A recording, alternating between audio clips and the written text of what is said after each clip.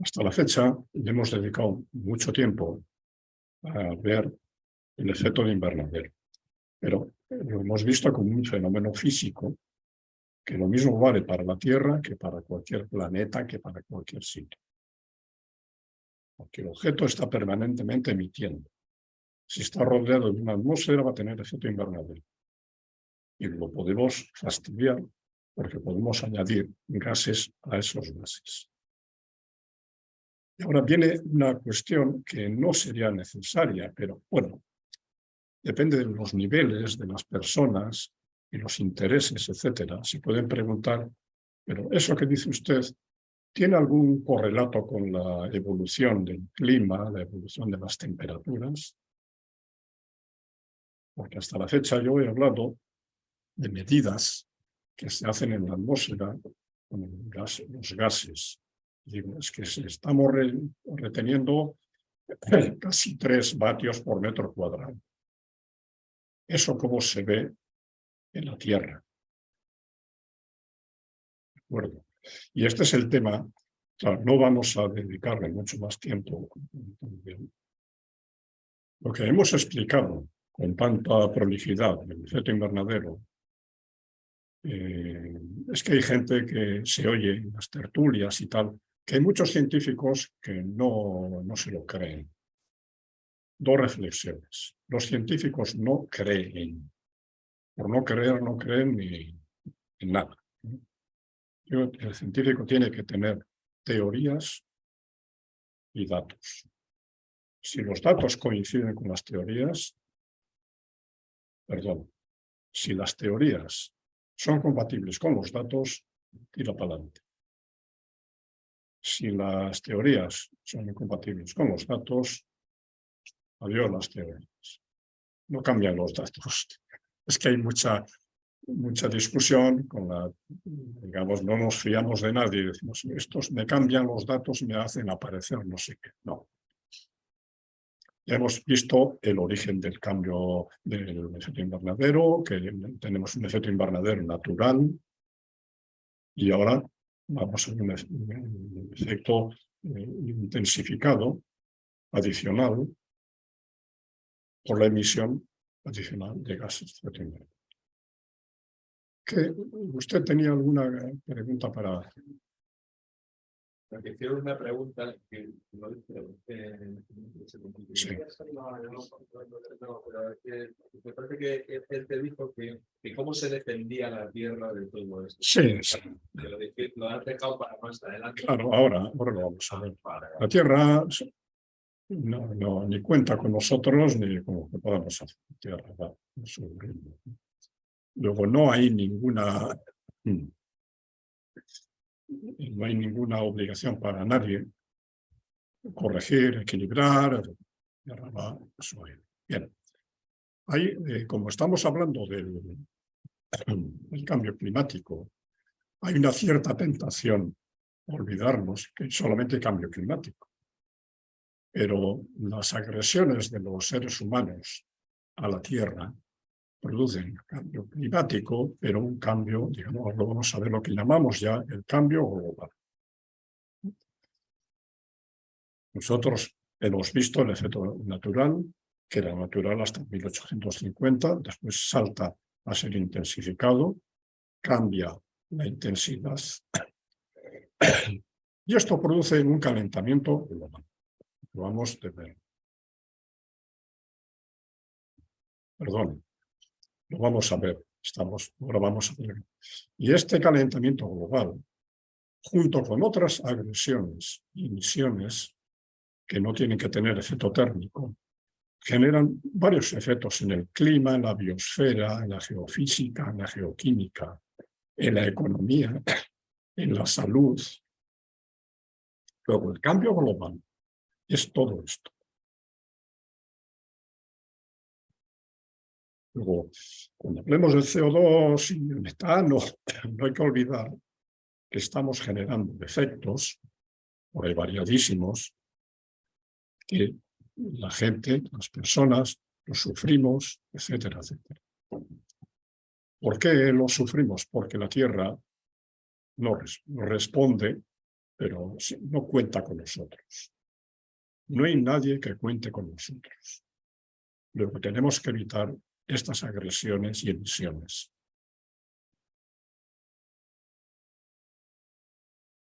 Bien, una de las polémicas más comunes y más encendidas en los medios, etcétera, es la discusión sobre el tiempo meteorológico, tomar el clima como si fuese, o más bien, tomar el tiempo como si fuese el clima. El tiempo es ahora. El tiempo es ahora, lo que hace ahora. El clima es el tiempo promediado a lo largo de muchos años. Yo no soy meteorólogo, pero lo que yo leo son 30 años. Luego, esta ola de frío no supone que hay un freno, o sea, el cambio climático se está desvaneciendo. Pues no. El día llegará. Hablaremos en agosto, ¿verdad? Los seres humanos manejamos muy mal las escalas temporales. No tenemos memoria, una memoria más allá de lo normalito, ¿verdad? Y por lo tanto, y peor incluso que eso es, no tenemos capacidad de registro. No tenemos un ordenador que esté tomando datos. Bien, y después, como estamos viendo todos los días en los medios, que el gobierno, los gobiernos tienen un interés muy grande en la evolución del tiempo, porque tienen un interés económico enorme. El tiempo no se predice, el tiempo se calcula. El tiempo no se mide, el tiempo se calcula. Y claro, cuando oímos hablar de calcular, nos entra la duda si el cálculo, quién lo hace, cómo lo hace, qué fiabilidad tiene ese cálculo. No nos vamos a detener mucho más allá, solamente explicar que de forma muy simplificada yo os animo a que os hagáis con algún libro, incluso del bachillerato, ¿verdad? Son ciencias naturales que explican muy bien la diferencia entre el tiempo y el clima, etcétera, etcétera. El clima lo verificamos por promedio del tiempo a lo largo de 30 años, pero digamos, lo conforma una serie de factores externos a la Tierra, internos de la Tierra, y después las actividades humanas. Los últimos años, 50, 60 años, lo vamos a ver mucho mejor, las actividades humanas tienen un efecto no solamente sobre la atmósfera con el efecto invernadero, que también, sino muchísimas más. Sería muy prolijo ahora estudiar un poco del clima, ¿verdad? Pero veis que, por ejemplo, la radiación solar sí que tiene importancia, es medible.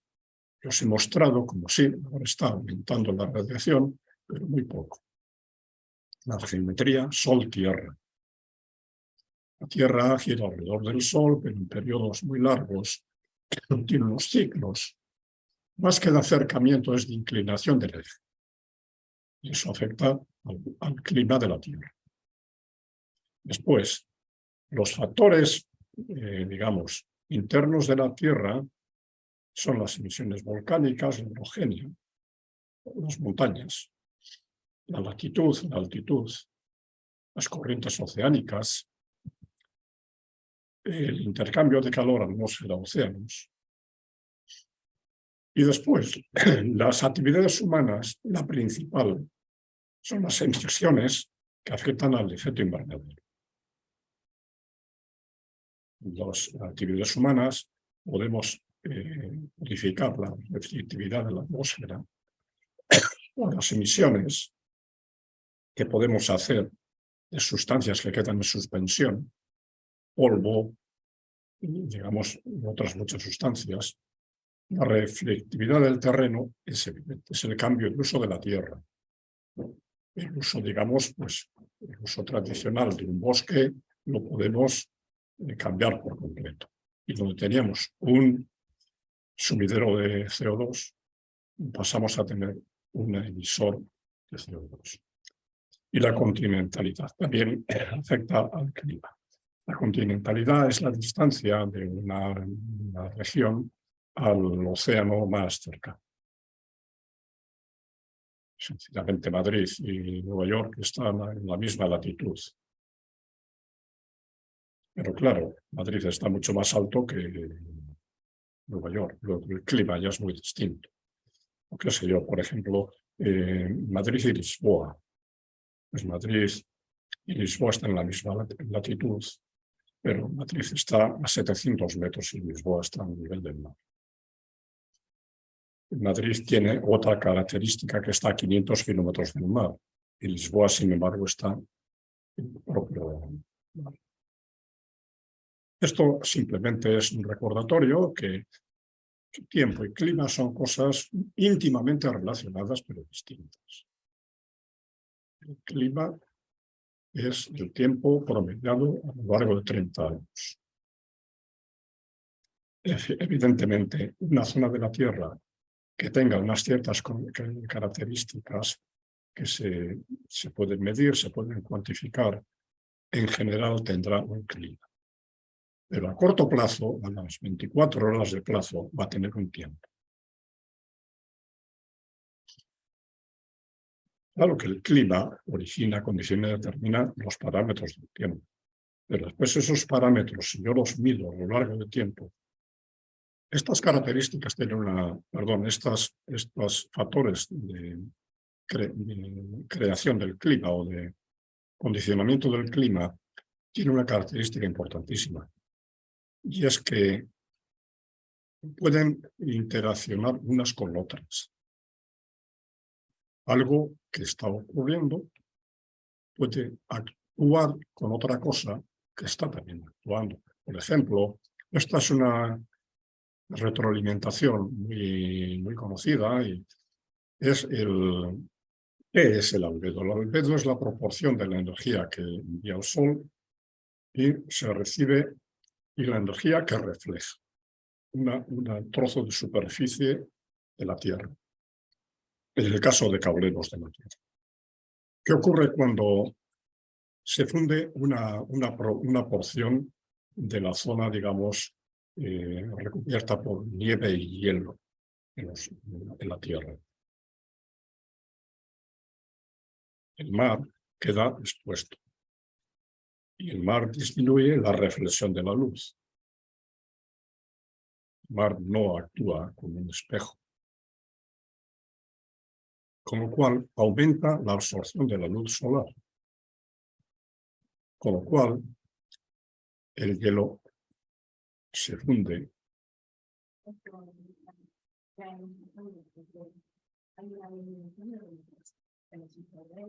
Vale.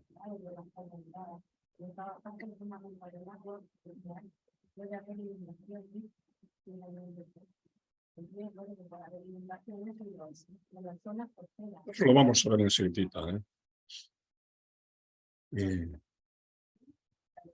sí.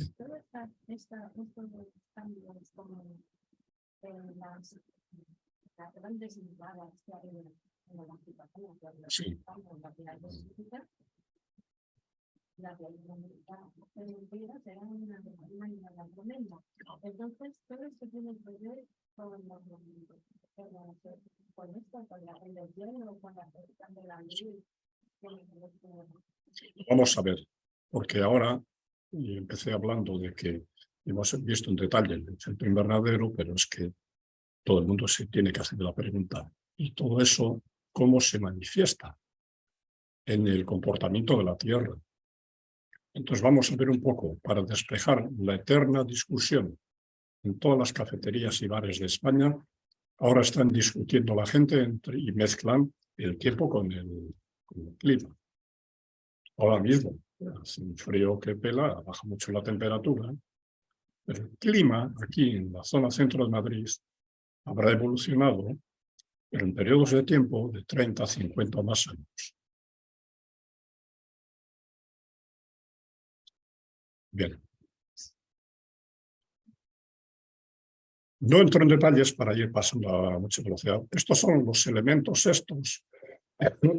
que caracterizan al clima, y podéis ver cómo todos ellos interaccionan entre sí con otras cosas. La temperatura digamos, modifica la radiación emitida, pero la cubierta de nubes afecta, y la cubierta de nubes viene influida por el flujo de calor latente y la transmisividad y reflectividad.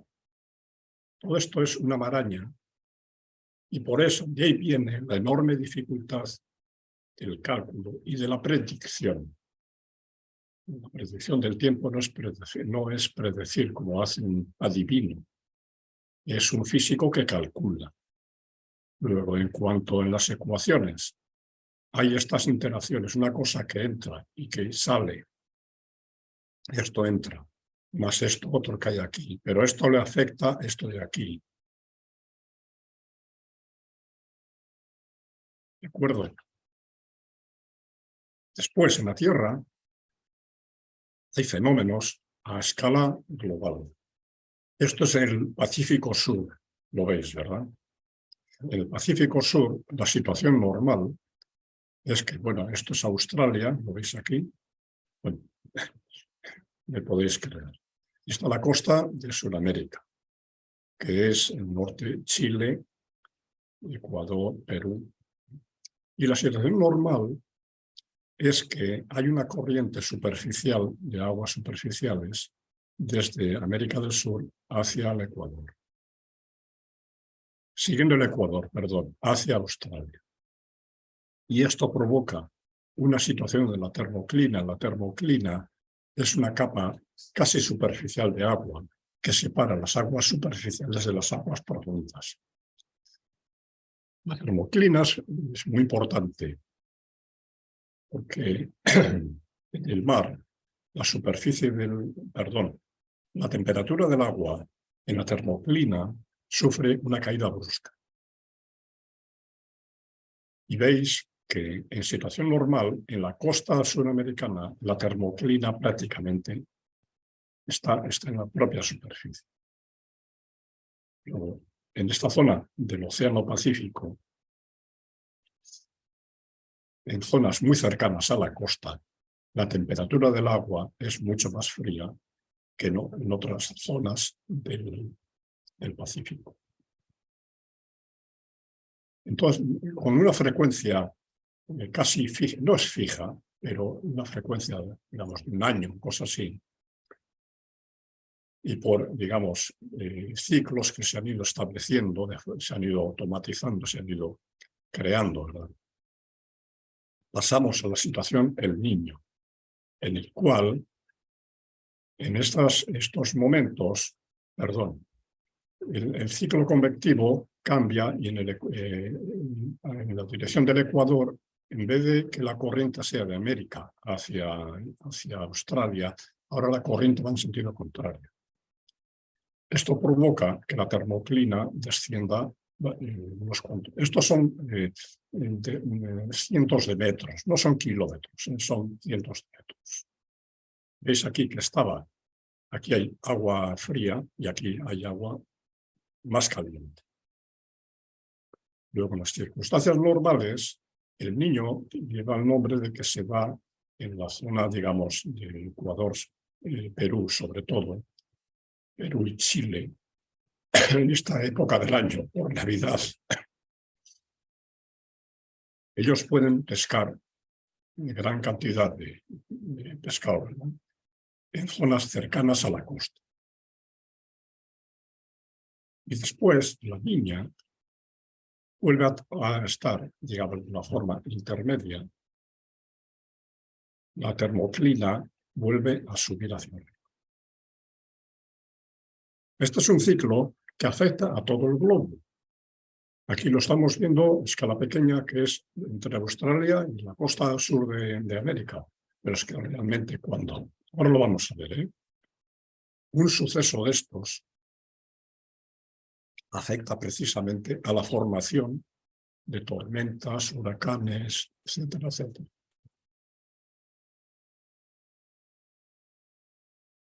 No es la única y no funciona como algo automático, pero en meteorología se considera como uno de los elementos de entrada en la predicción.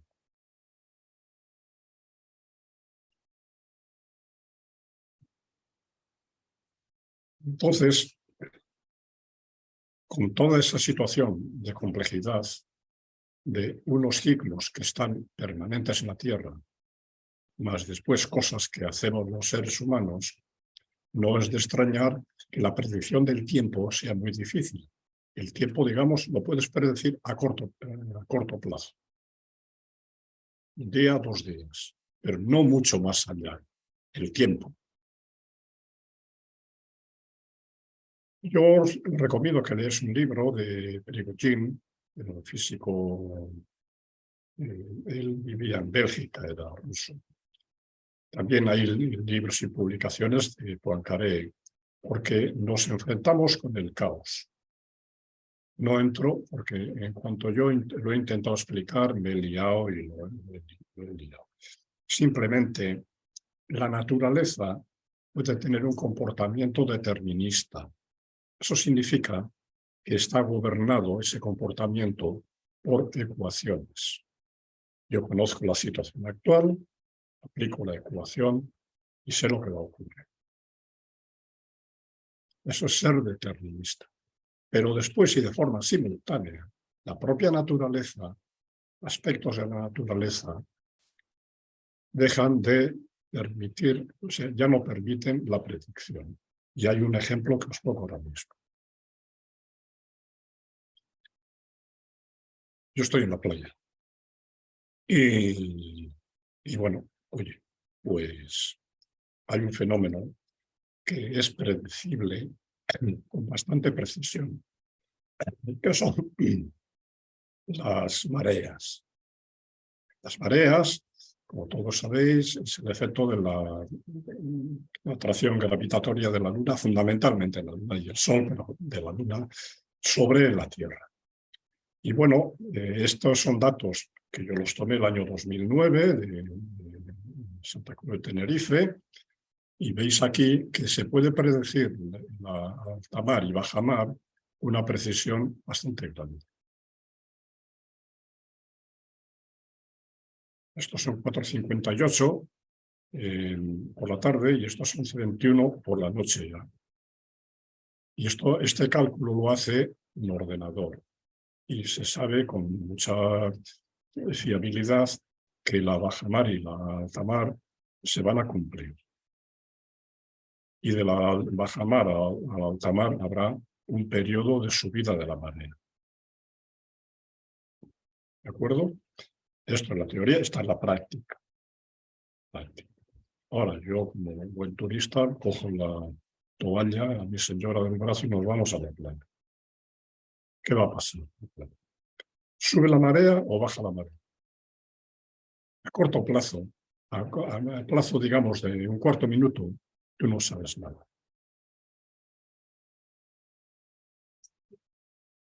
¿Qué diríais? ¿Que está subiendo o está bajando?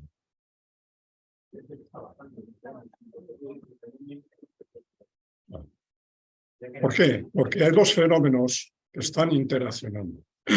Uno es la marea, que esa es predecible, ya os digo, con precisión. El viento, una cosa, un aspecto de la naturaleza que es predecible, en teoría, las mareas se predicen desde hace muchísimo tiempo, se calcula cuánto va a subir y cuándo va a ser la bajamar y tal. Y de hecho, en lo que os digo, en los puertos, siempre hay una tienda, una papelería y tal, que tiene imprenta y tal, y saca la tabla de mareas, ¿no? Tiene las mareas para todo el verano. Hemos visto los modelos predictivos y cómo es la dificultad. La dificultad fundamental es que hay interacciones, cosas que no responden a ecuaciones. El viento cambia, porque depende del sol y depende de un montón de cosas. Bien, pues otra cosa que os quería comentar sobre los modelos predictivos del tiempo y del clima En 2021 han dado el premio Nobel de Física a 3 físicos, que son un japonés, no sé si es alemán y un señor italiano. Y les dan el premio porque han dilucidado los métodos matemáticos para poder hacer las predicciones, para poder, digamos, ir afinando en los fenómenos en los que hay interacción entre aspectos de la naturaleza. Pero lo que yo quería comentaros también es que los trabajos originales de estos señores, por lo menos de Manabe y Hasselblad, sobre todo el del japonés, son de los años 40-50. Pero bueno, sin entrar en más profundidades, que quería mostraros también, mostrar esta noticia de una revista que os recomiendo que la veáis también, y es que ya por fin entra en el reconocimiento de los premios Nobel el trabajo de personas que han trabajado en el campo de la meteorología, que no son los primeros, obviamente, pero bueno. Ante la pregunta esa de ¿se puede predecir? Pues ya veis que según se gana información se va perdiendo. Y harían falta, con el tiempo, seguramente pues habrá ordenadores más potentes, etcétera, pero no, de momento no se ve que haya una mejora a corto plazo. Bueno, pues simplemente recordaros que hay una predicción del tiempo y que después en casa tenemos esto, ¿verdad? Y también hay muchas dudas acerca del valor que tienen los modelos predictivos, por lo que respecta, digamos, al clima y al tiempo meteorológico. ¿Qué papel juegan? Y ahora veremos que la ciencia en general ha ido evolucionando para reconocer, hace ya 100 y pico años, pues bueno, los científicos descubrieron o crearon una nueva ciencia, que es la ciencia del caos. Sería, como podéis entender, pues muy fuera de lugar que nos introdujésemos con cierta profundidad en estas tendencias científicas. Sin embargo, sí que hay que recordar que un profesor belga, bueno, nacido en Rusia, Ilya Prigogine, dio muchas charlas en el Escorial, en los cursos de verano del Escorial, donde explicó, este es un premio Nobel de química de los años 70. Él explicó, digamos, hay un libro precisamente de las leyes del caos, todavía se puede comprar de segunda mano y desarrolla hasta cierto punto las ideas que en el siglo XIX había desarrollado Henri Poincaré y algunos científicos franceses. Estas ideas ponen al descubierto que la naturaleza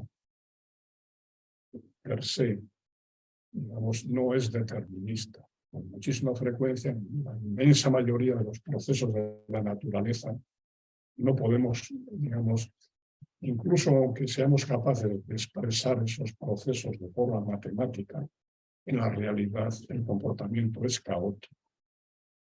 Los rasgos fundamentales es que es impredecible. Y el ejemplo más corriente y más normal es en el tiempo meteorológico. Bien, entonces ya vamos a ir saltando. No hablamos de Edward Lorenz, porque él lo vio en su trabajo de meteorólogo, había creado un modelo matemático para ver y calcular los procesos de la convección, la transferencia de energía con movimiento de masa de materia, ¿verdad? Lo que ocurre con los vientos, las corrientes verticales, etc. Y entonces, en el ordenador vio que para entradas idénticas al ordenador, la salida de los cálculos era muy distinta.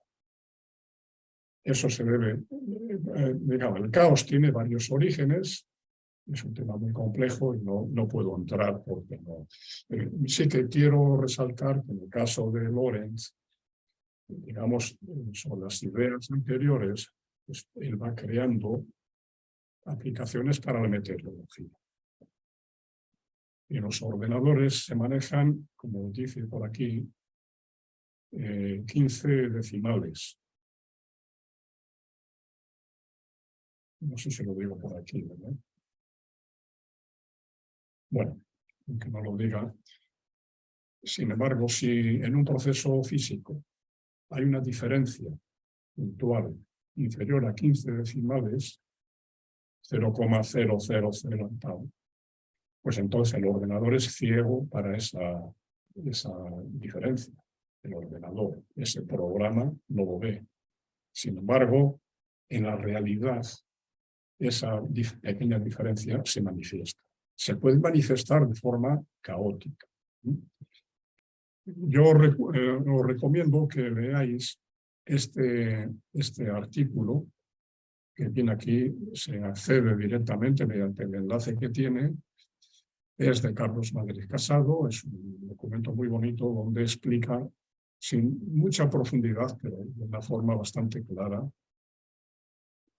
Hay muchos procesos físicos muy sencillos, conceptualmente muy sencillos, que ayudan a tener, digamos, una cierta idea intuitiva de lo que es el caos determinista. Estos son dos, o sea, se llama péndulo doble. Son dos péndulos colgados uno de otro. El primario, modelo matemático, que nos permite ver que si los dos péndulos inician el movimiento, este de aquí, desde puntos prácticamente idénticos, al cabo de los pocos ciclos, las trayectorias son completamente distintas. Son distintas y son impredecibles. Como hemos comenzado. Me parece que no lo veo bien, porque la diferencia es del orden de un píxel. Un píxel de diferencia entre el punto de inicio del movimiento. Lo que queda de color amarillo es lo que pintaría el segundo péndulo, ¿verdad? Bueno, no vamos a entrar mucho en detalle para que veáis que para procesos de este tipo, en los cuales hay interacciones y retroalimentaciones, pequeñísimas diferencias en cualquier momento nos impiden predecir el comportamiento futuro. Y sobre todo, esto tiene mucha aplicación pues, al tiempo meteorológico.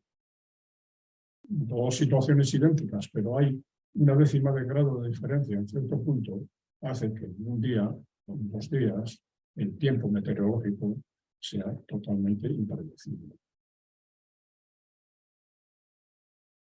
Bien, en este campo han trabajado especialmente Syukuro Manabe, veis aquí los nombres, Syukuro Manabe, Klaus Hasselmann y Giorgio Parisi.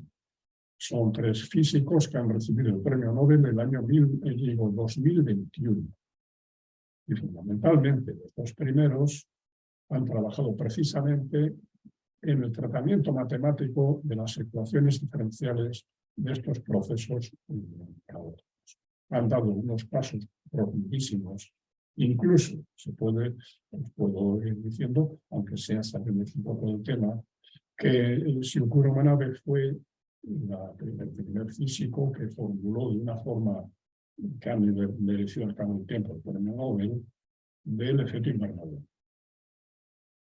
Lo vamos a ver más tarde, en los años 60, publicó, digamos, junto con otro científico, algo que se considera fundamental, hasta el punto de recibir el premio. No voy a volver a repetiros esto, lo vimos en la vez anterior. En estos procesos donde hay interacciones, en este caso tenemos algo que es muy predecible, con bastante precisión, que es las mareas. En cualquier punto de la Tierra las podemos predecir. En el sentido de que podemos ver cuándo se va a dar la pleamar o la bajamar. Sin embargo, en la playa, es un sitio donde vemos la marea, donde podemos comprobar, hay viento. La interacción de las dos cosas hacen que sea impredecible dónde voy a poner yo la toalla en la playa. La pongo en cualquier sitio y me dice, pero si está subiendo, tendrás que mirar. Bien, pues esto conduce a que en un gran número de procesos de la naturaleza, aunque los podamos escribir mediante ecuaciones, lo cual nos permitiría hacer el cálculo en cualquier momento futuro, no lo podemos hacer, debido al comportamiento que se llama caótico determinista. Hay ecuaciones, pero después esas condiciones de interacción invalidan todos los cálculos. No obstante, la predicción del tiempo meteorológico es un asunto de importancia capital. ¿Por qué? Pues porque tiene una importancia económica tremenda. Imaginaos que las líneas aéreas, los aviones, van digamos, por rutas establecidas con criterios meteorológicos para optimizar los tiempos y los consumos. Bueno, ¿os acordáis que habíamos visto esta broma, verdad? La meteorología de investigación, dice la señora, ¿verdad? Lo tenéis, o lo pondremos en la web, la broma. Este es un chiste de Borges, ya de hace unos años. No quiero entreteneros aquí porque lo vimos ya. Este es un gráfico de evolución del CO2 en la atmósfera.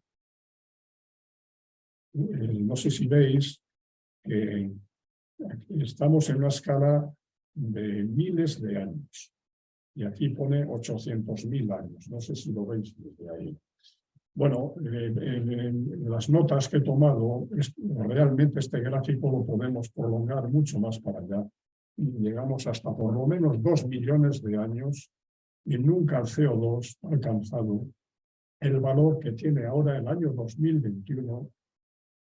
413,94 son partes por millón. Por si alguno no sabéis que son partes por millón, es el 1%, digamos, el millón, una unidad partido por 1 millón de partes, ¿no? Esto es idéntico, esto es igual al 0,0, o 0,04. Es una cantidad pequeña. De hecho, los químicos le llaman trazas. Pero eso no quita para que tenga una importancia enorme. El CO2, su función es que absorbe energía.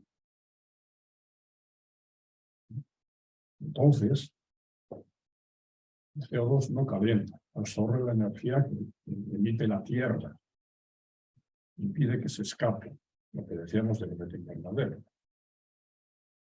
Porque yo sigo oyendo a muchas personas que dicen, no, es que el Sol calienta la Tierra. Sí, la Tierra se tendría, si no hubiese atmósfera, la Tierra se enfriaría, lo hemos dicho ya, a una temperatura media de 15 grados bajo cero. Si no hubiese atmósfera, cuando la Tierra emite, esa radiación no interacciona con nada, no hay nada en la atmósfera. No hay atmósfera. Pero no es el caso de la Tierra tiene atmósfera. La atmósfera de la Tierra tiene una composición, hay CO2, hay agua, etcétera, etcétera. Y la temperatura media de la Tierra son 14 grados sobre cero. De 14 bajo cero a 14 sobre cero. 30, 28, 30. Aquí el problema fundamental no es que haya subido el CO2 y haya subido la temperatura, sino que lo ha hecho en una escala temporal bajísima. No en los millones de años que viene por aquí. Nunca ha subido el CO2 hasta este punto que veis aquí arriba. No sé si lo veis. Me diréis, bueno, os voy a poner otro gráfico a continuación para que veáis cómo ha pasado de aquí hasta aquí arriba.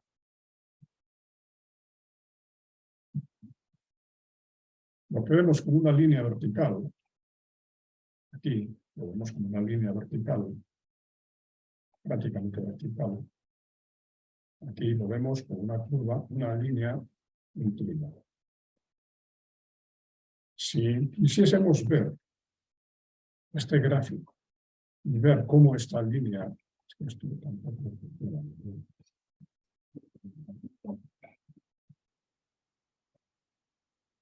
si quisiésemos ver esta línea vertical, como vemos aquí, inclinada, tendríamos que multiplicar, tendríamos que hacer un gráfico de casi 900 kilómetros.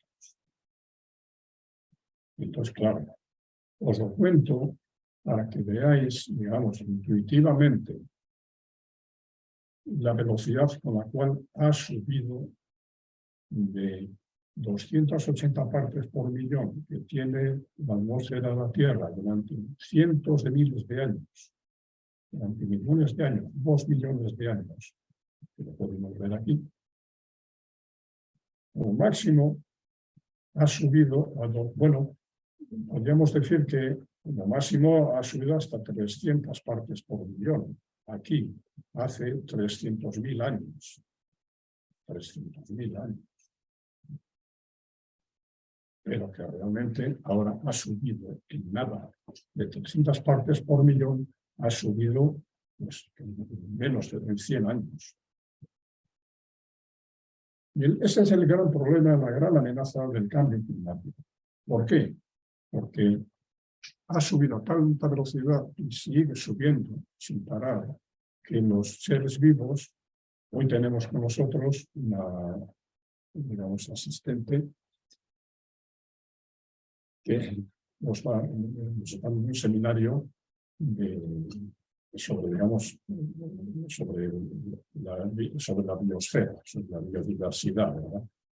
Y claro, esto tiene mucho que ver con la biodiversidad porque los seres vivos, encontrándose con un aumento de temperatura de 1 grado por encima de lo que ha sido habitual durante un montón de tiempo, no tienen tiempo material para adaptarse, para evolucionar de forma darwiniana, que se dice, y irse adaptando. Conclusión, pues lo veremos ahora a continuación enseguida. Las consecuencias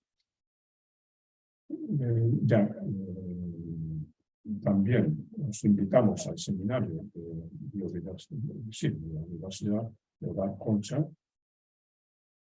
y, digamos, pues explica esto mejor, ¿verdad?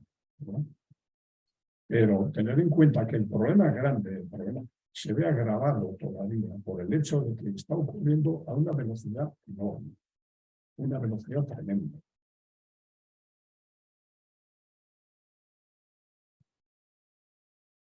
Es esto, ¿no? 150 años, claro, no hay tiempo material en las escalas evolutiva y geológica para adaptarse. Claro, ahora hay mucha gente, estamos muchos hablando de emergencia climática, evidentemente, algo que está ocurriendo en unos pocos años y no hay forma de adaptarse. Hablamos de emergencia.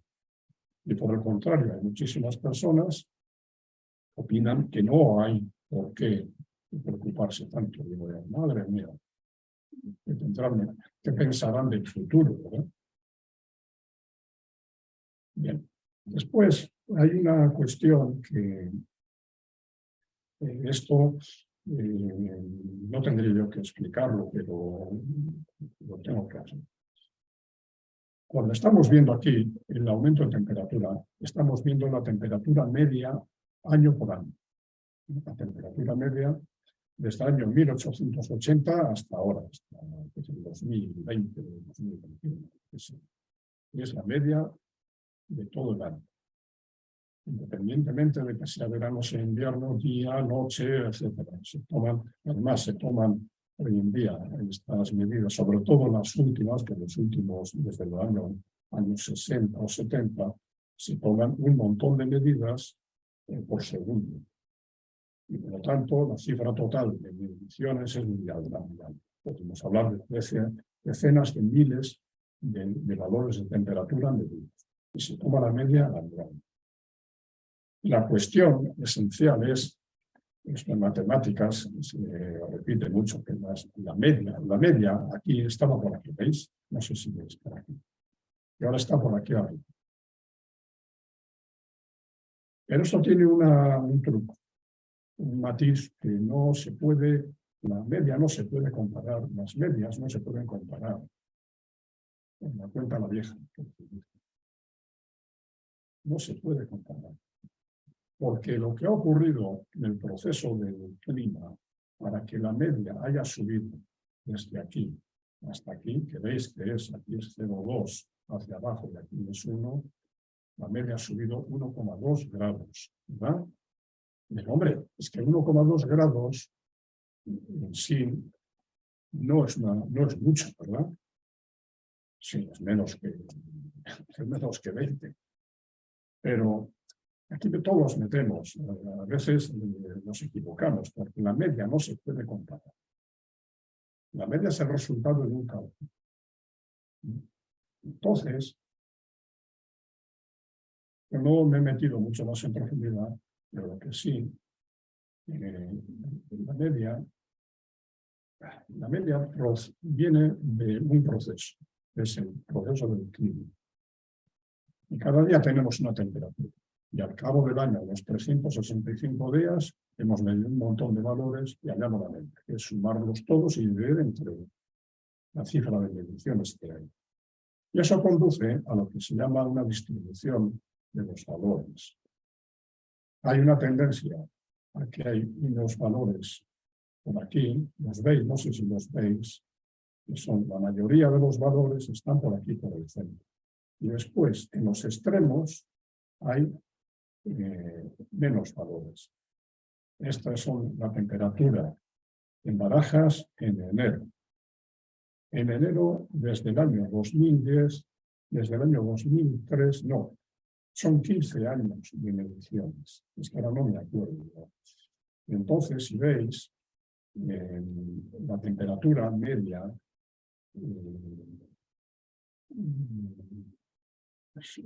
tiene este aspecto acaparado.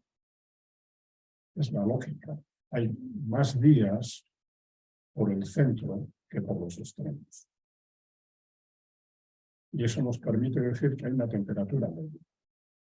Y la temperatura media de todo el año es esta. Pero claro, ¿cómo ha dado el salto como que os decía, desde aquí hasta aquí arriba? ¿Qué ha pasado? Pues lo que ha pasado es esto.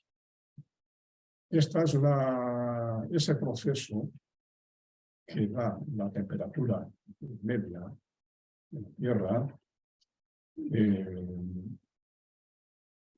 digamos, da lugar a una distribución que se dice, hay más valores, veis aquí la altura, con temperatura moderada, y hay menos con calor y menos con frío.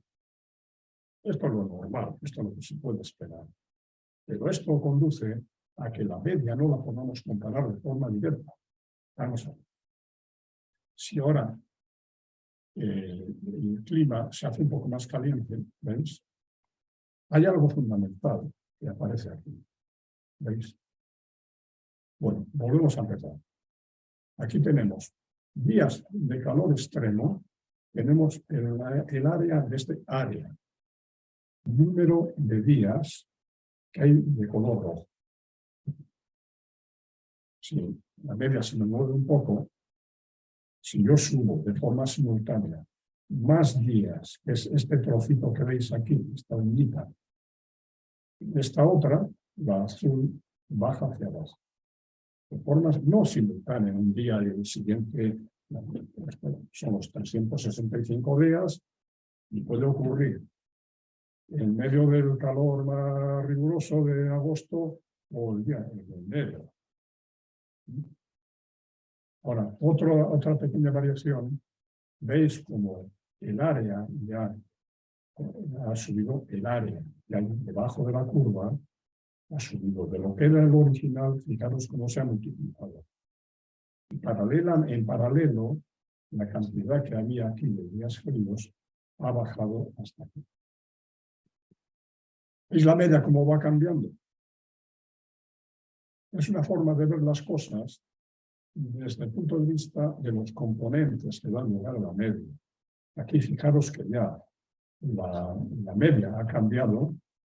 Y para que haya cambiado tiene que haber muchísimos días que están por aquí en la zona de calor. Y aparece ya el calor extremo que antes no existía.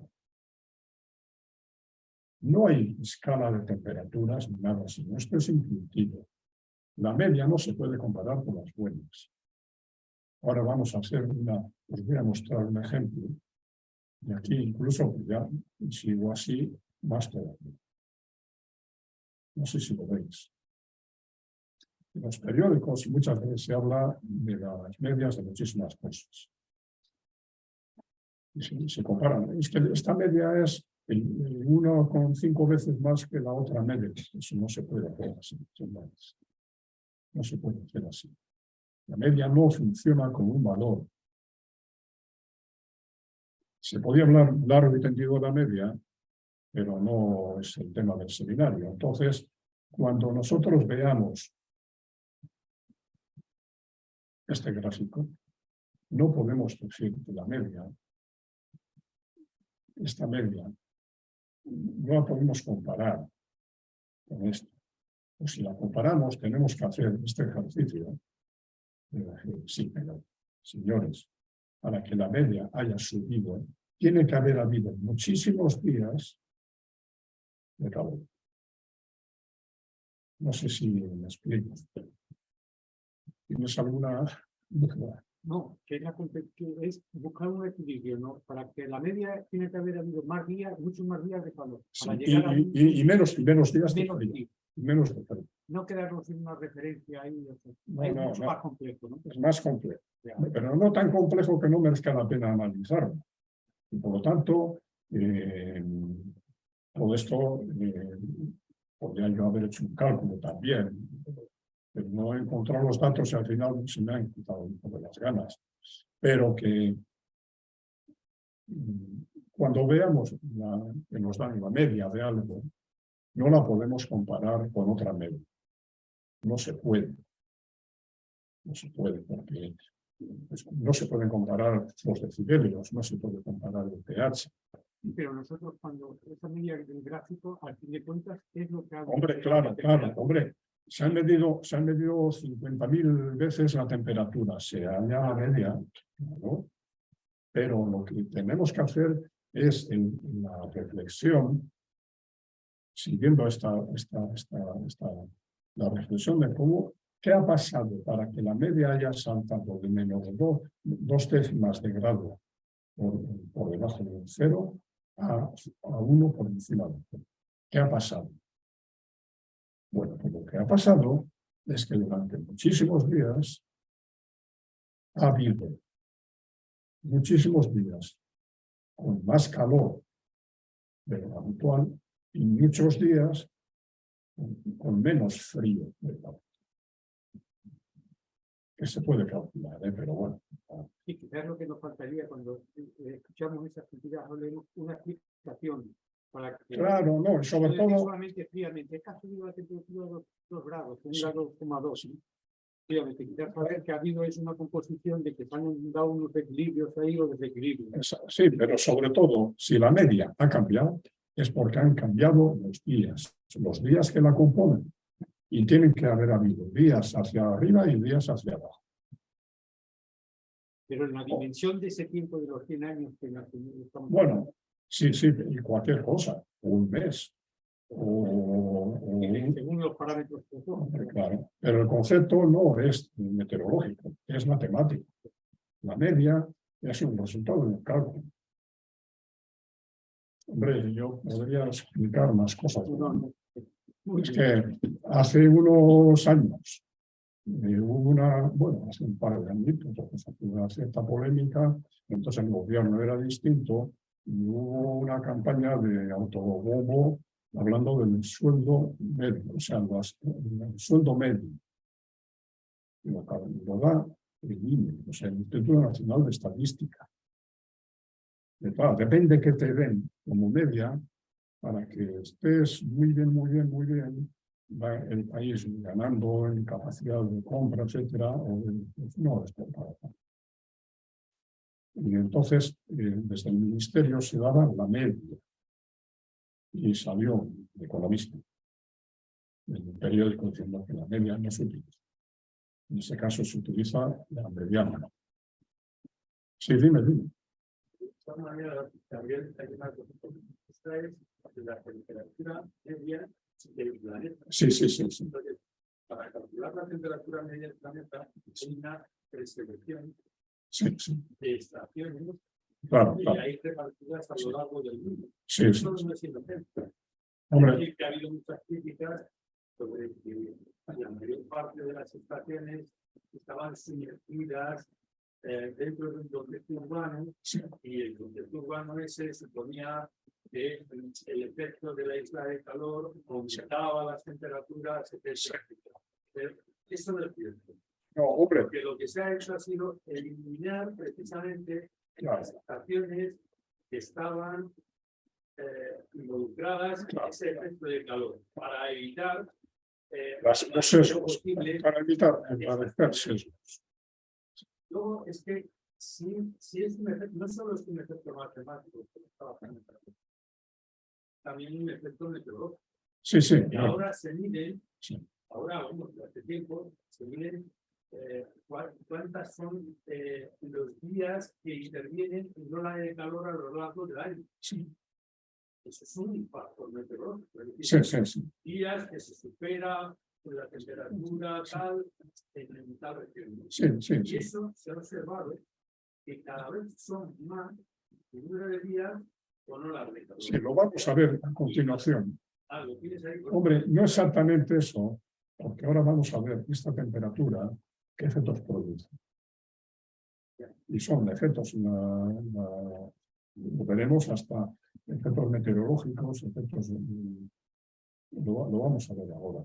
Pero bueno, efectivamente, un conjunto de datos merece la pena analizarlo en profundidad, porque no solamente es la temperatura media, sino hay muchísimas. Pero vamos a ver, vamos ya rápidamente. Estos son, digamos, estudios que se han hecho, en este caso, son de 1000 años, desde el año 1000 al año 2000. Y como veis, son valoraciones muy dispares. Y bueno, pues se toma un valor, digamos, se analizan todos ellos y se saca una especie de media, pero la media, con esta precisión ya, además es del año 2004, o sea, un tramo aquí que no se considera. Veis que hay medidas instrumentales ya. Y en los últimos 1000 años la temperatura no ha llegado a la temperatura que tenemos ahora. Pero veis que son un montón, son valoraciones de la temperatura de muy diferentes, por muy diferentes métodos y muy diferentes resultados. Hay medidas por satélite, hay medidas en los mares, hay medidas en los vientos, con viento, sin viento, todo esto es. Y sin embargo, la temperatura máxima, que era hacia el año 1000, 1100, no se ha alcanzado. Sí, hay una cierta reducción, pero la temperatura que había en el año 2004 no se había alcanzado en los últimos 1000 años. Pero bueno, son varias. Tienes aquí ahora, por ejemplo, hay una temperatura, la temperatura del año 2016 estaba aquí, pues un poquito antes, en el 2010, y ahora podemos decir aquí son 2000 años. En los últimos 2000 años no se ha alcanzado la temperatura que tenemos ahora, esa media que digo, en el año 2020. Esta temperatura que era. Esta temperatura no se ha alcanzado en los últimos 2000 años. Hombre, eso es mucho, pero la Tierra es muy vieja, ¿no? Bueno, pues hay un pequeño una edad de hielo, la pequeña, digamos, glaciación. Si leéis Robinson Crusoe, hay un relato de un viaje desde Lisboa a Londres y pasa por Madrid. Madrid, Zaragoza y ya se interna. Y bueno, pues fue en el siglo XVIII, pues hacia 1700 y pico, y esas nevadas y esas temperaturas no las hemos vuelto a tener, ¿no? Pero bueno, una cosa con otra es lo mismo. Ahora, hay otra medición aquí. Esta es muy antigua, esta ya son 12.000 años. Hay una en el año 2016, que lo tenéis aquí marcado. Esta era la temperatura media, digamos, medida, ¿verdad? Y estos son muy dispares valoraciones de la temperatura. Y hay lo que se considera el óptimo climático, la temperatura más alta. Pero esta, como yo he leído, se refería solamente a temperaturas diurnas. Al valorar todas las medidas que hay aquí, se vio que realmente lo que afectaba de verdad eran las temperaturas. Bueno, pues ahora ya vamos a entrar un poco en materia. Bien. La emergencia climática no es tema del seminario como tal, ¿no? Yo estoy convencido de que estamos en una emergencia climática y por lo tanto lo que vamos a ver ahora son evidencias y predicciones del cambio del calentamiento global. Estas son climáticas, geofísicas en la biosfera, sobre la salud y en la economía. Bueno, pues desde el punto de esto ya vamos aquí ahora. Son evidencias y predicciones y ahora tenemos el clima. Bien, hay muchos meteorólogos que están constantemente valorando factores que no son, digamos, buenos observatorios, como por ejemplo en este caso la situación del niño y la niña son fenómenos de circulación superficial en el Océano Pacífico que afecta a todo el clima de la Tierra. Afecta a todo el clima de la Tierra. Y lo que se ve es que a pesar, por ejemplo, las temporadas en las que hay niño, el clima tiende a estar más cálido. Y cuando hay niña, a estar más frío. El clima global de toda la Tierra. Pero aquí, a pesar de que hubo una niña, el año 2010 era una situación propicia para una temperatura global más reducida, la temperatura está por aquí. En el año 1883 explota el Krakatoa y esto, digamos, pues podría justificar una temperatura más baja global.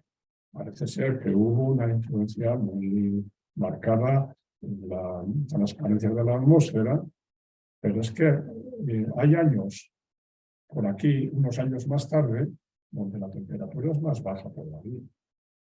Y así sucesivamente. Aquí tenemos, digamos que sobre la influencia de los volcanes se ha escrito muchísimo. La influencia de los volcanes no es tanto la emisión de CO2 y otros gases como la de aerosoles, partículas. Por lo tanto, pues, hay un largo periodo de la niña que, bueno, pues sí, parece que hace que el clima baje un poco. Sin embargo, también está sobre. Bueno, pues no sé si vamos a ir avanzando rápidamente. Esto sí que pues, es un efecto muy peligroso, peligrosísimo.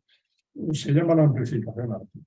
Tened en cuenta que una parte muy importante del calentamiento global se está dando en un periodo de tiempo muy corto y sobre todo, y por encima de todo, en latitudes altas, cerca del polo norte, bueno, al norte del Ecuador.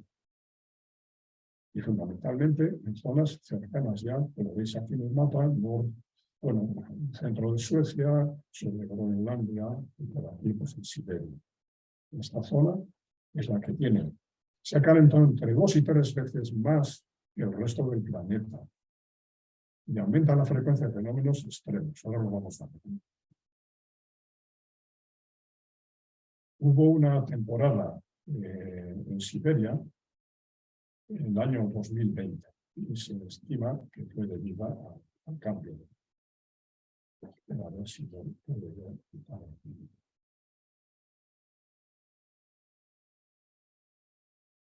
Sí.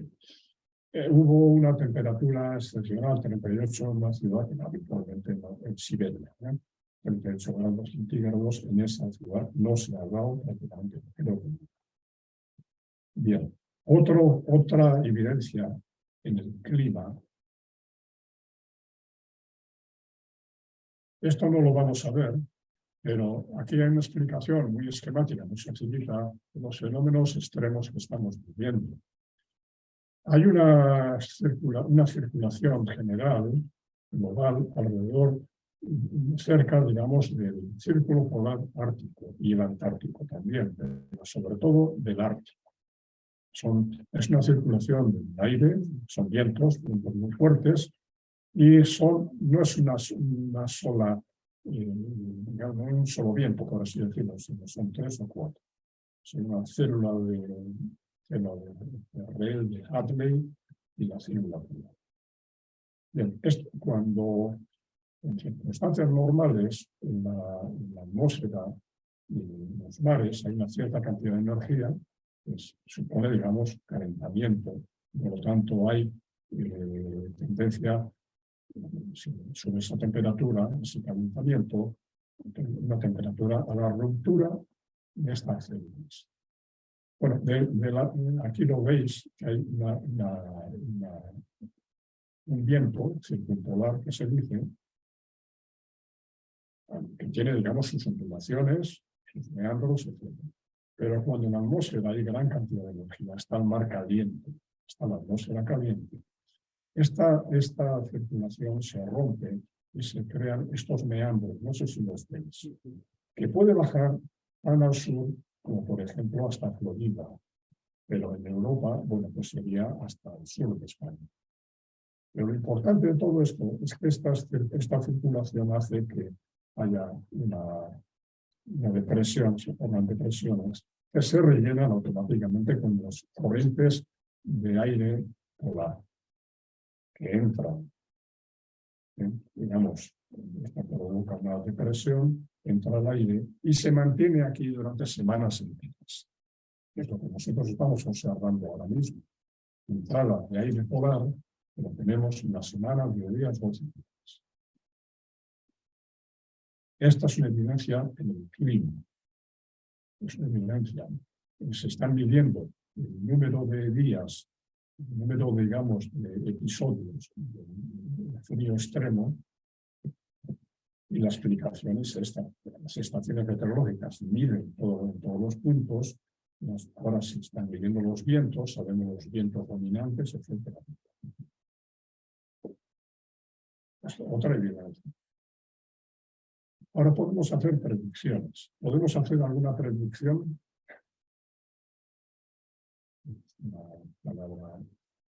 Bueno, podemos predecir,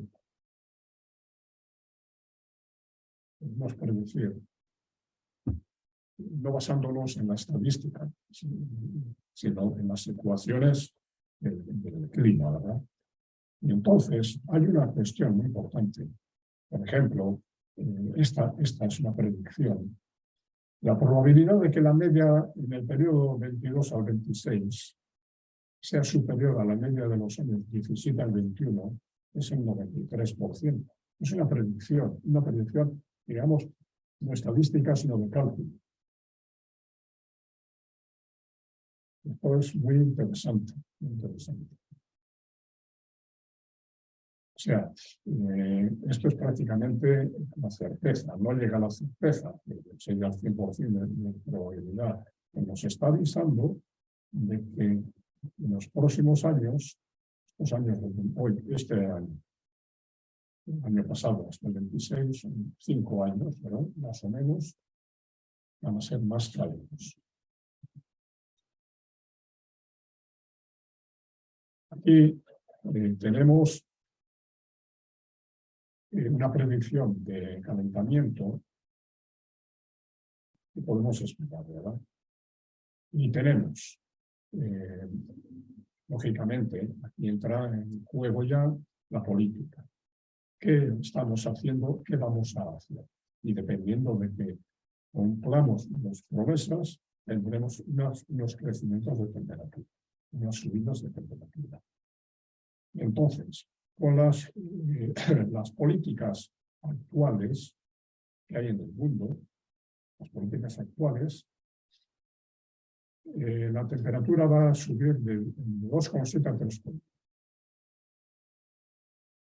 Sin embargo, en paralelo, hay, digamos, promesas y objetivos, que son los acuerdos de París, el acuerdo de Glasgow, etc. La temperatura va a subir del 2,6 grados. Hasta la fecha, desde hace unos 150 años, la temperatura media global ha subido un grado centígrado. Si se cumpliesen los objetivos de los acuerdos de París y Glasgow, la temperatura subiría 2,7 a 3 grados. Ah, no, perdón, 2,6 grados. 2,6 grados. Pero claro, hay objetivos digamos, más ambiciosos. Y después unos conceptos que los vamos a ver después, 2 grados de forma consistente, no unos años y otros no, sino de forma consistente. Y, digamos, se habla tanto en las reuniones sobre el clima, de conseguir que la temperatura media no suba de 1,5 grados. Pero incluso si tenemos este objetivo, la temperatura subirá 1,3. Bueno, si nos proponemos 2, pues llegamos a 1,7. Esto es el estudio tengo yo por aquí, de investigación, está aquí abajo, y lo podéis ver. Y claro, estas las emisiones que tenemos que hacer. Claro, cuando hablamos de políticas, son políticas, digamos, objetivos, acuerdos, etcétera, digamos, que tienen que verse aquí, reflejadas aquí, en las emisiones, las cuales van a dar como consecuencia las temperaturas. Pero fijaros, si hay unas, actualmente, España tiene un plan de la reducción, Alemania tiene otro, etcétera, etcétera. Hay unos acuerdos y se están aplicando. Y la temperatura va a subir de orden de 3 grados.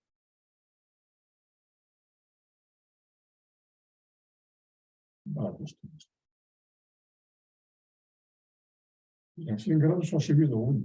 Y luego 3 es 3 veces más.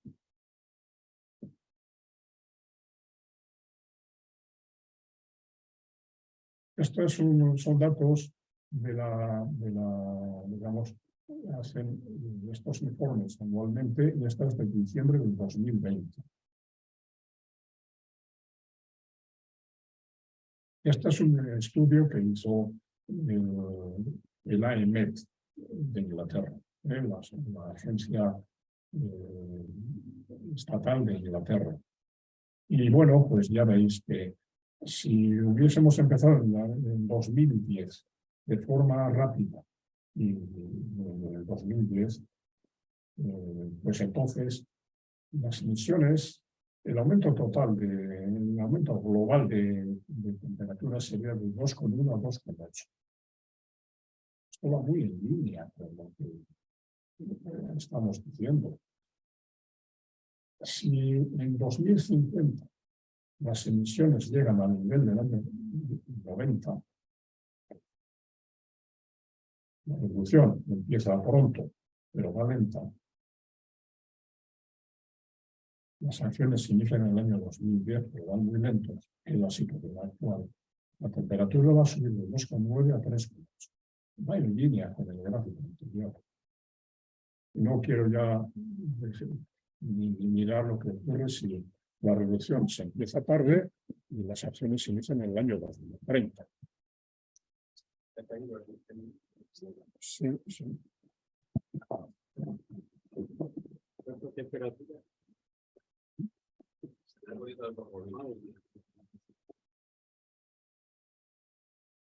Yo tengo un simulador de temperatura de este tipo estadística, entonces podemos ver qué temperatura podemos alcanzar en el 2100 en Barajas, que este es el caso. Lo que pasa es que como está todo esto.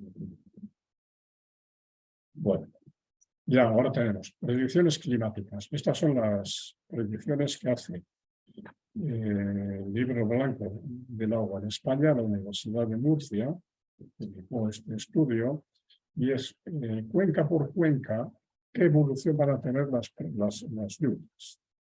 Y bueno, pues veis que hay dos escenarios, pero la media global es que se van a reducir en España las lluvias en el año 2030 un 6%.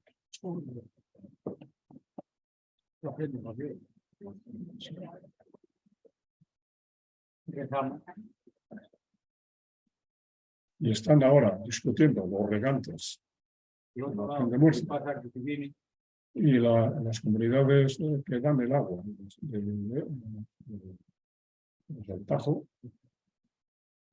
Y claro, hay que contar con Portugal. Portugal en el Tajo tiene que tener, y en el Duero, unos caudales ecológicos. Un río es mucho más que una corriente de agua. Es un entorno ecológico. O sea, que la cosa es muy seria.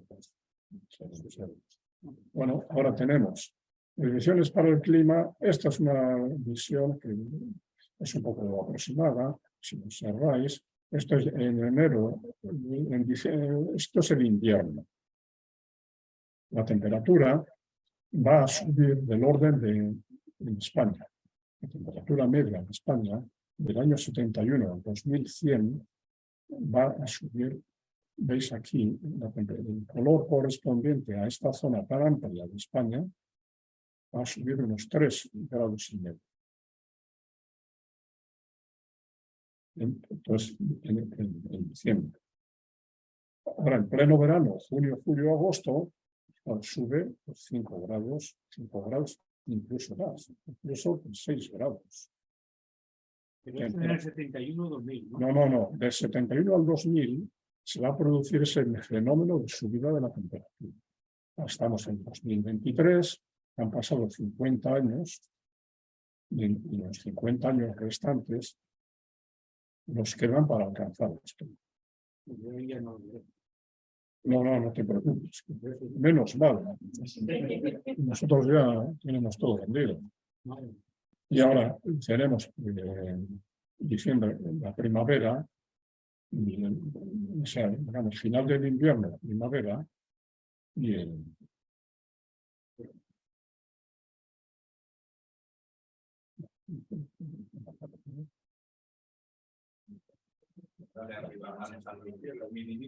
sí. Vale. Bueno, pues esta es otra predicción, ¿verdad? Evidencia geofísica.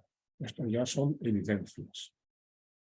Como vimos el otro día, el CO2 que emitimos queda retenido en la Tierra y en los mares. Queda en la atmósfera el 50%. Y ese otro 50%, la mitad va a los mares, a la Tierra. Bueno, entonces, en los mares, el CO2 acidifica el agua, de forma que ese agua acidificada es menos capaz de retener CO2. Es menos capaz de retener. Si retiene menos el agua de los mares, ¿dónde va a ir ese CO2? A la atmósfera. Donde nos interesa, digamos, es crucial que el CO2 no pase ni a los, perdón, no pase a la atmósfera. Daros cuenta que, por ejemplo, este es un cálculo que se hizo hace unos años, del año 60 al 2006, la capacidad de retención del CO2 ha pasado de... Antes, el efecto de retención era que 400 kilos pasaban a la atmósfera. Y ahora están pasando, el año 2006, pasan 450.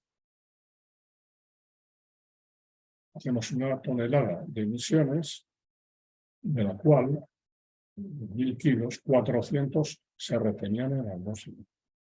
Ahora son 450. Y esto es debido al aumento y acidificación de la temperatura de los océanos.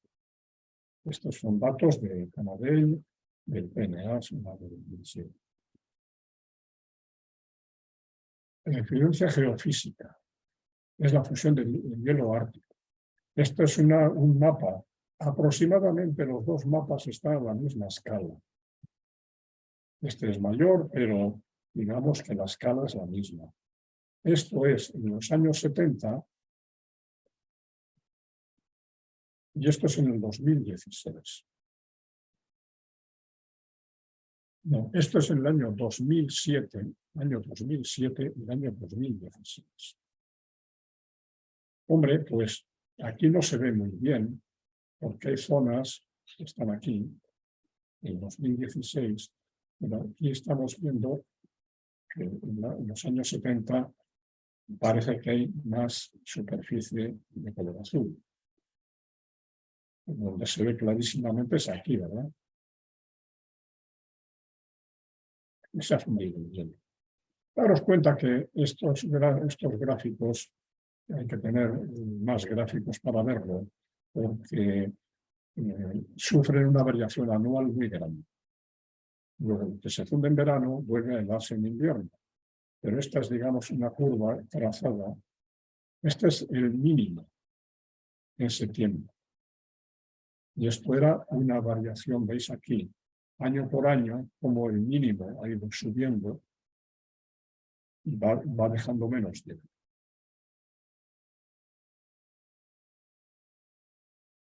La fusión del permafrost.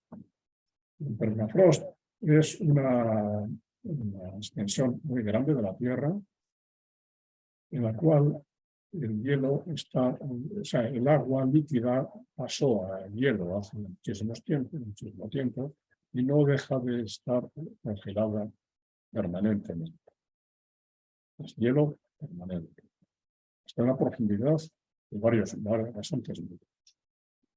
Bien, entonces, si observáis las temperaturas, están en Fahrenheit, pero para que veáis, 0 grados centígrados, el hielo, son 32 Fahrenheit. Y en Noruega, que había permafrost, están a 33,80 centígrados, lo que ya está por encima del cero. 35,60. En el norte de Siberia, pero en la zona europea, ya está, va de 34, 35, 37. El 32 es el cero, están por encima del 0 grados centígrados. Zonas, digamos, de Kazajstán, en Siberia, hay alguna zona en China, pero bueno, y esto es el norte de Alaska. ¿Qué ocurre con esto? Aquí hay dos grandes peligros. Uno, que no tiene mucha importancia, pero gran importancia, que es al perderse la resistencia de los suelos congelados, hay infraestructuras que se hunden.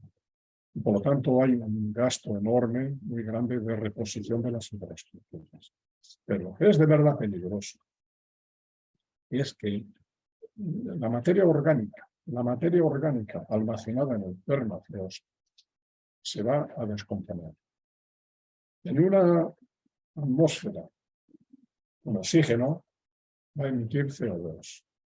En una zona en la que no hay oxígeno, como por ejemplo en las zonas turberas, en las cuales están inundadas con agua.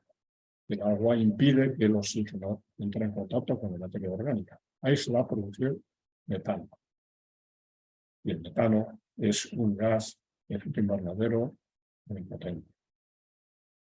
Bien, como veáis, aquí hay un ejemplo de una vivienda que se ha hundido, pero lo importante es la cantidad de CO2 y de metano que vamos a emitir. Hay incluso algún estudio de una revista del Instituto de Meteorología de Suecia, que a partir de los años 2020, será dentro de 2 o 3 años, digamos, la fusión del permafrost va a cambiar el estado del Ártico, que ha sido hasta ahora un sumidero de carbono.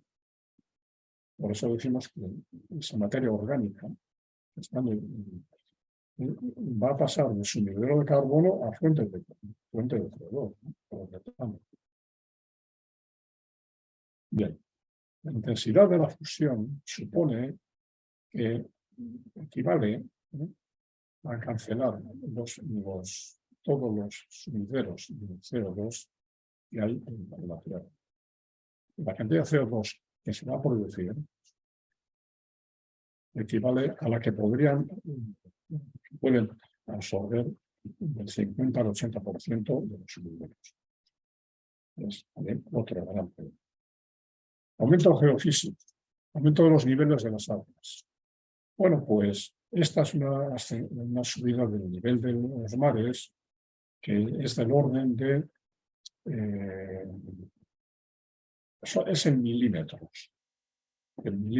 Y tenemos aquí por décadas, por ejemplo. Bueno, donde se está produciendo con mayor velocidad es a partir del año 1990. Vemos que la inclinación de esta línea es mucho mayor que la inclinación de esta otra. ¿Os acordáis que decía que la inclinación de cualquier gráfico indica la velocidad a la que se está produciendo, ¿no? De forma que el año 2020 ya tenemos 200 milímetros. Hace 2 años, hace 3 años. Vamos a ver ahora qué predicción tenemos. El nivel de los mares, pues tenemos eso, pues, está subiendo. Pero en el año 2100, obviamente, hay unas predicciones que dependen de diferentes situaciones que se van a dar, de cumplimiento de los objetivos, etc. Entonces, la predicción va entre 10 y 68 centímetros al final del siglo. 68 centímetros. 70 centímetros de aumento de nivel. Y bueno, hay un comentario que es verosímil que tengamos de media un 50 centímetros, medio metro. Y como escenario más pesimista, 1 metro. Y ya veremos. ¿Qué ocurre con las zonas costeras del mundo, que son, sin la menor duda, las más pobladas, las más desarrolladas? El futuro es muy difícil, debido precisamente al aumento del nivel del mar. El mar aumenta porque el agua se dilata. Ese es uno de los motivos. Y el otro es la fusión de los glaciares. Glaciares que no estén en el mar, que estén en tierra. Bien. No sé si se ve muy bien ahí. Esta es una zona de China que abarca desde Hong Kong, Cantón y Macao. Y esta es, digamos, una situación actual. Pero esta es dentro. Si el mar subiese 1 metro, vemos aquí que hay zonas pobladas, densamente pobladas aquí, con carreteras. Esto en la escala, digamos, no es muy visible, pero vemos que esto va a ser agua. Esto va a ser, fijaros aquí, por ejemplo, en esta zona de aquí, todo esto va a ser agua. 1 metro nivel de agua. y hay incluso en Macao, o en Hong Kong. Aquí, por ejemplo, es una zona poblada, y aquí vemos que ha entrado el agua con un aumento de 1 metro en el nivel del mar. ¿En qué tiempo? No sabemos, porque aquí dice que lo que es verosímil, ver que el aumento va a ser de medio metro, pero que el metro puede ser un escenario pesimista, pero sería a final del siglo. Luego aquí estamos hablando del final del siglo, en un escenario pesimista. Bien. Otro dato geofísico muy importante. Antes veíamos que un agua que absorbe CO2, lo disuelve, aumenta el pH. Pero es que esto tiene una importancia enorme con respecto a la concha, a los animales marinos que tienen esqueletos.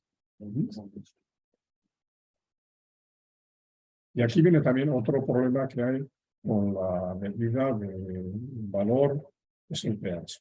El pH es un logaritmo y por lo tanto no es una escala lineal. Claro, fijaros que desde la época preindustrial hasta el año 2100, pues vamos a ir de 8,18 a 7,82. Se ha acidificado.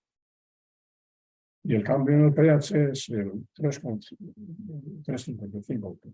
Pero realmente, viendo estos valores de pH en unidades reales de iones de hidrógeno, el cambio es enorme. Hay otras evidencias, estas mucho menos, y no lo vamos a ver en detalle, el número de huracanes intensos, de cierta intensidad. Como la medida, la unidad de medida es un poco...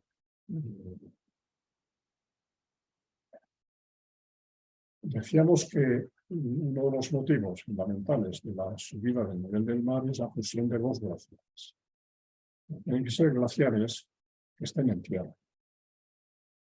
Entonces aquí estamos viendo que esta es la masa acumulada de hielo en glaciares.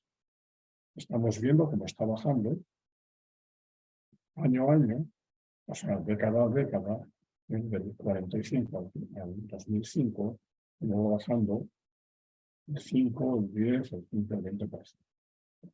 Esta es la media de todos los glaciares y este es un grupo de referencia de glaciares. Pero esto es muy interesante. No es que estos glaciares están produciendo agua de la que se surten, digamos, miles de millones de personas en la India, por ejemplo. Pero es que este agua, al final, acaba en los mares.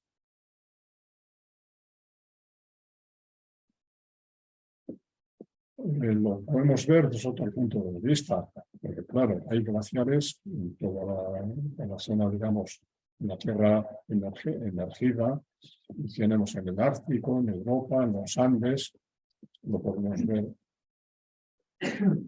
qué zonas son las más afectadas por la fusión de las...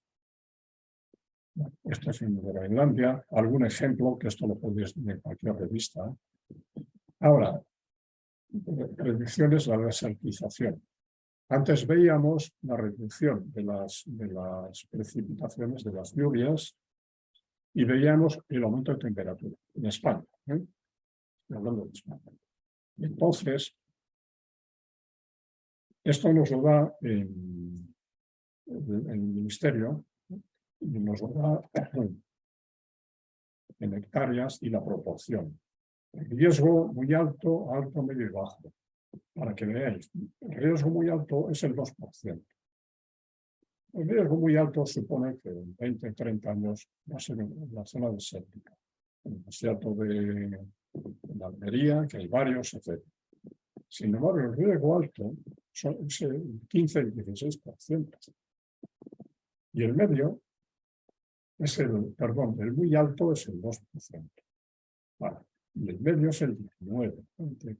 De forma que entre medio y alto tenemos el 35% de la superficie española en riesgo de desertización no despreciable. Y después de abajo, cuéntame, pues tenemos estos mapas y fundamentalmente donde hay riesgo muy alto es aquí, en estas zonas de la Almería, incluso en el interior de la península, en Canarias. Bien, esta es otra predicción de efectos en la biosfera. Las consecuencias ecológicas. Este es un estudio de Fernando Valladares, que es un amigo nuestro, que ha dado varias conferencias, y él hay unos cambios del año 50 hasta el año 2000, son 50 años, ¿verdad?, en la fenología, en plantas y animales. Lo que se espera en la salida de la hoja, caída de la hoja y la floración, pues hay un adelanto en la salida de la hoja de unas 4 semanas, en la caída se atrasa 1 a 2 y la floración se adelanta 1 semana, en las plantas. Y la estación de crecimiento se adelanta 3 semanas. Bueno, y bueno, ¿qué ocurre? Que hay un incremento del secuestro de carbono y ciclos globales, etc. Y en los animales, a partir de la actividad se adelanta 1 a 2 semanas y la migración se llama adelantos y retrasos. Si queréis ver este estudio, hay un enlace, lo podéis ver. Es muy significativo. ¿Y por qué se produce qué importancia tiene, o cómo se produce más bien, estos retrasos y adelantos en la floración, en la salida de la hoja, etc., para las plantas? Es muy común que se produzca una pérdida de sincronismo. Animales y plantas, por evolución, los animales digamos, se alimentan de ciertas partes de las plantas, y para ello el animal tiene que estar en un estado de desarrollo adecuado. Este es un ejemplo tomado de la revista hace unos años, el año 1960. Se trata de un pajarillo que se alimenta de las larvas de la Opedoptera brumatis, y el pajarito es el carbonero. En el año 2004, el máximo de la biomasa, la máxima cantidad de las larvas se alcanzaba 14 días antes que en 1980. Esto es 2004 y esto es 1980. Y es un estudio antiguo, 2004, han pasado ya 16 años, esto probablemente se ha intensificado. Y este es el fenómeno, el pérdida de sincronismo, que se da, por ejemplo, pues, en otro montón de... Que al final lo que produce es una escasez de alimentos, pues, se van reduciendo las poblaciones y al final pues, hay especies que llegan a desaparecer. Este es, digamos, un estudio realizado en Inglaterra de la fecha de floración de 385 plantas del año 91 al 2000, que son menos de una década. Hay unos retrasos y unos adelantos. Bueno, es que este es un estudio del CSIC para ver este cambio global, cómo va a afectar a la biosfera. Y sobre todo, en este caso concreto, las extinciones de especies. Y bueno, en el pasado remoto,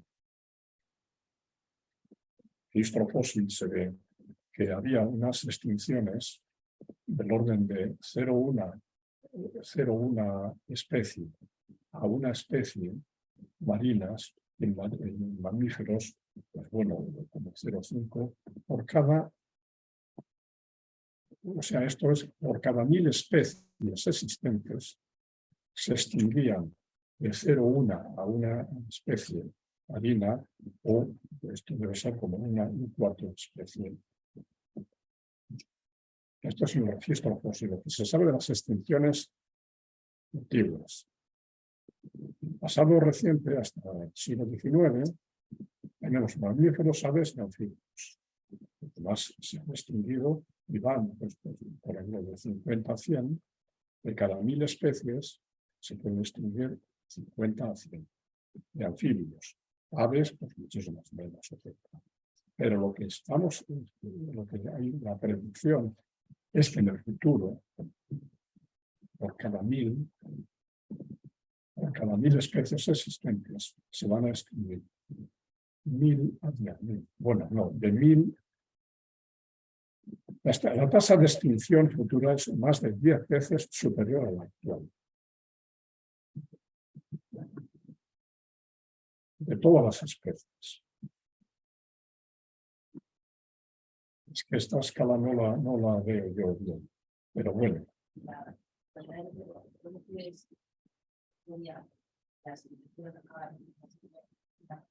Sí, claro. Se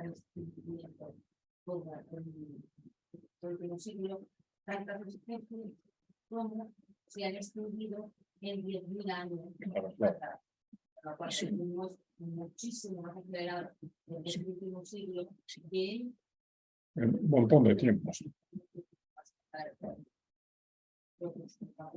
Sí, sí, la interpretación es esta. Sí.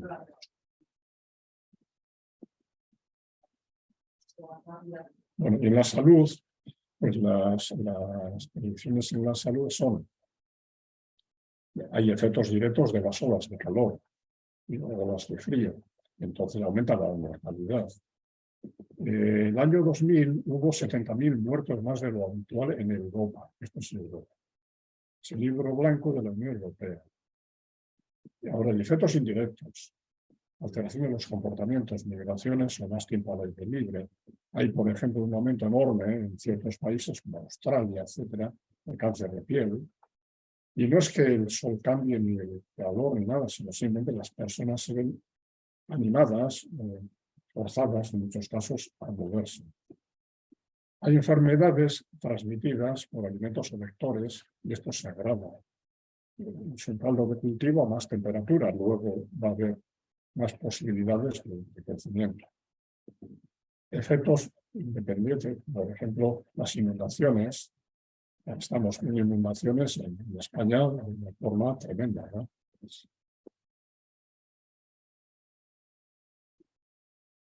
Bueno, pues esto también incide en la morbidez y mortalidad por el calor. En Europa, por grado centígrado de aumento de la temperatura, la mortalidad aumenta del 1 al 4%. Entonces, con estas predicciones de aumento de la temperatura media, la mortalidad del calor podría aumentar en 30.000 muertos en la década de 2030, 50.000 a 100 y pico mil ya en 2080. No son cifras escalofriantes, pero son, porque esto se suma y se suma y se suma, y al final, pues, enfermedades producidas por los alimentos, etcétera. Enfermedades por vectores o derivadas del agua, todo se agrava, todo se agrava. Del aire, aumento de enfermedades nuevas. Vamos a ver, por ejemplo, en España empieza a aparecer la malaria. Bien, por olas de calor, estos son datos de Estados Unidos y bueno, llegan hasta el año 2050. Ciudades o grandes conurbaciones. Por ejemplo, el número de personas expuestas a olas de calor en comparación con la media histórica, que es esta línea que hay aquí. Esta es la media histórica, y este es el aumento que se espera del número de personas, número de casos, pero estos son millones, son 100 millones. Y esas son cifras globales. Son 100 millones de personas al año que van a estar expuestas a olas de calor. Desde este panorama, se está poniendo aquí Gabriel, ¿qué es lo que va a hacer la naturaleza? Esa teoría que se espera que haga la naturaleza. Intentar arreglar la No podrá. El panorama es muy serio, ¿no? Bueno, ahora saltamos las predicciones en la sociedad y en la economía, ¿no? Las alternativas que podemos hacer nosotros. Bueno, es que eso lo hablaremos en otro momento. Solamente en la economía, esos aumentos de temperatura global, si en el mundo, en su conjunto, se cumpliesen los objetivos del Acuerdo de París, el PIB mundial se va a reducir. Si veis aquí la escala, pues sería el 1,5%. Y ese es el triángulo verde.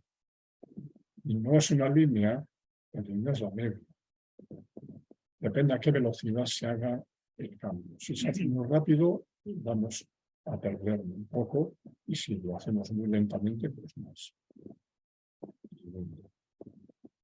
Pero esto lo puedes ver. Los países pobres van a perder, si no se acuerdan, si en el mundo no hacemos por cumplir los acuerdos de París y no se cumplen, pues entonces, con respecto al 2014, vamos a bajar el PIB mundial en el 7%, el 8%, que podemos bajar hasta el 10% si no lo cumplimos de forma completa y vamos lentamente. Es que incluso los países ricos, si no se cumplen los requisitos de París, vamos a perder el PIB, vamos a bajar el 1,5%. Y los países pobres van a bajar, y los países cálidos y los países cálidos. Esto es, si acordamos, perdón, no sé si lo digo bien, el triángulo verde indica si se cumplen los acuerdos de París. A pesar de que se cumplan, vamos a perder PIB. Pero si no se cumplen, los países cálidos, por ejemplo, todos los países, si no cumplimos, vamos a perder el 8% del PIB con respecto al año 2014. Pero lo que más se produce, si no se cumple, en Estados Unidos, en Rusia, en Turquía, sí. Hombre, si no se cumplen, Estados Unidos va a perder un 10%, que podría ser hasta el 15% si va lento. Si no se cumple. China, por ejemplo, son economías muy dependientes de Estados Unidos. Es que esto es para unos análisis mucho más finos, ¿verdad? Pero veis que nadie sale beneficiado. Todos vamos a perder un montón.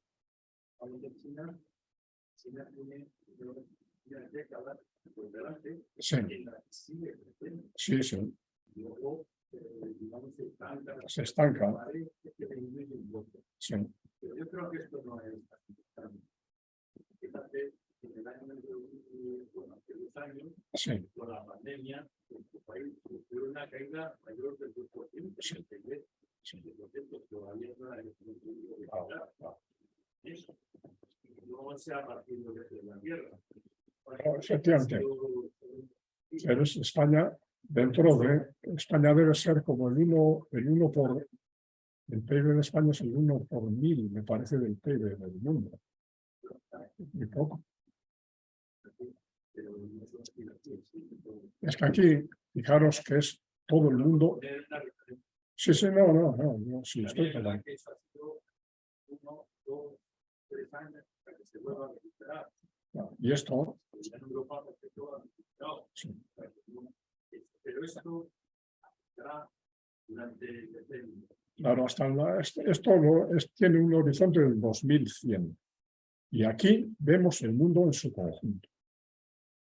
De alguna manera, Gabriel, tenemos la atención de que nuestro pueblo económico se implementa en países Sí, eso, son una basura. eso, Una basura. Y hay que controlar su sí, sí. Sí, yo no entro en esos juicios. Fijaros, el sector seguros, yo leo con cierta frecuencia prensa en varios sitios, y hace ya años, hace unos 10 o 12 años, las compañías de seguros americanas empezaron a dar la señal de alarma de que el seguro, como concepto, iba a dejar de ser negocio, va a desaparecer, iba a desaparecer. Y proponían, digamos, colectivizar las pérdidas, hacer que fuese el Estado el que interviniese como un jugador, y los beneficios. Claro. Bueno, pues este es un gráfico que esto viene de Zurich, que es una compañía de seguros, y Mapfre, a través de Mapfre.